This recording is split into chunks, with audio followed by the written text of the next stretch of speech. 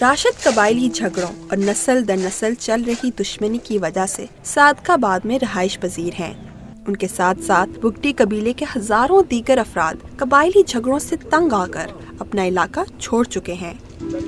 ہجرت کا یہ سفر راشد اور دیگر افراد کے لیے آسان نہیں تھا۔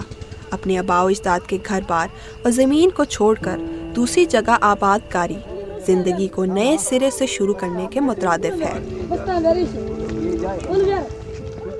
واپس اپنے گاؤں جانے کی قیمت ان کو اپنی اور اپنے خاندان کے افراد کی جان کی صورت میں ادا کرنی پڑ سکتی ہے۔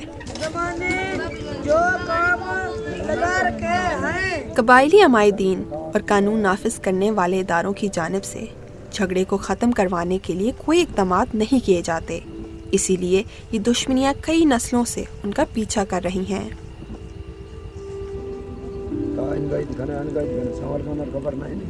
صادقآباد میں مقیم ہونے کے باوجود ان کو موت کا خوف رہتا ہے، تو دوسری طرف اپنا سب کچھ پیچھے چھوڑ کر آنے کی وجہ سے غربت کی زندگی گزارنے پر مجبور ہیں۔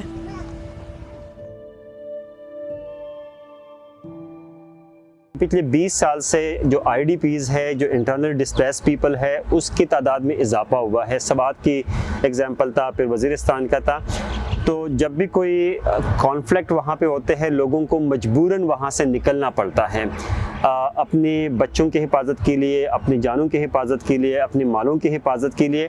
یہ ایک بہت مشکل مرحلہ ہوتا ہے۔ جو لوگ وہاں پہ سالوں سال وہاں رہتے ہیں، ان کی زمینیں ہوتے ہیں، ان کے کاروبار ہوتے ہیں، ان کے خاندان ہوتے ہیں، ان کے رشتے ہوتے ہیں، اور وہ وہاں سے ایک نہ چاہتے ہوئے بھی وہاں سے نکل رہے ہوتے ہیں۔ وہ لوگ جو کاروباری ہوتے ہیں یا ان کے سکلز ہوتے ہیں، وہ تو کہیں اور ایڈجسٹمنٹ آسانی سے کر سکتے ہیں، لیکن جن کے زمینی پیچھے رہ جاتے ہیں، ان کو کہیں اور ایڈجسٹ ہونا یا ان کو معیشت کو اپنے سٹیبلائز کرنے میں یا اس کو اوپر لے کے جانے میں بہت سارا ٹائم لگتا ہے۔ اتنا ٹائم میں آپ کی جو فائنینشیل ریسورسز ہیں وہ بھی آپ کے پاس نہیں ہوتی، آپ کے پاس جو سوشل ریسورسز ہے، ہیریٹیج ہے، آپ کی کلچر، وہ بھی آپ کو سپورٹ نہیں کر رہا ہوتا ہے، اور آپ کے جو انٹرونشن، آپ کی جو پرائیویسی ہے، کلچر پرائیویسی، سوشل پرائیویسی، ان کے اندر جو انٹروژن ہو جاتی ہے باہر سے، چاہے وہ نیشنل آرگنائزیشن ہے یا انٹرنیشنل آرگنائزیشن ہے، تو آپ کی جو سیلف اسٹیم ہے یا سیلف ریسپیکٹ ہے وہ بھی کافی حد تک ڈیمیج ہو جاتی ہے۔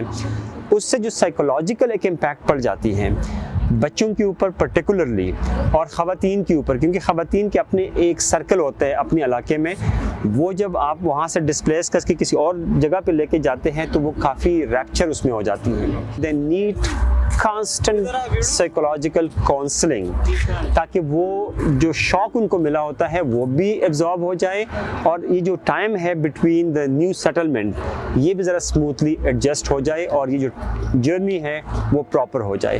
سو ایک ہمارے جو ایک ڈپارٹمنٹ جس طرح ڈیزاسٹر مینجمنٹ تو ہمارا ہے، لیکن وہ تو بہت سارے اور چیزوں کو دیکھ رہے ہیں۔ We need to have like a social adjustment department, کہ اس طرح کی جو بھی ڈسپلیسمنٹ ہوتے ہیں امیڈیٹلی گورنمنٹ آف پاکستان کے وہ ڈپارٹمنٹ جو ہے وہ ایکٹیویٹ ہو، اور وہ جا کے وہاں پہ پراپر کنسلٹنسی دے دے۔ باقی جو لاجسٹک ہے نیشنل انٹرنیشنل آرگنائزیشن وہ پرووائڈ کر رہے ہیں، لیکن ان کے ساتھ ساتھ جو میں کہتا ہوں سوشل ایموشنل فوڈ ہے وہ بہت ضروری ہے، تاکہ ان کی پراپر ایڈجسٹمنٹ وہاں پہ ہو جائے۔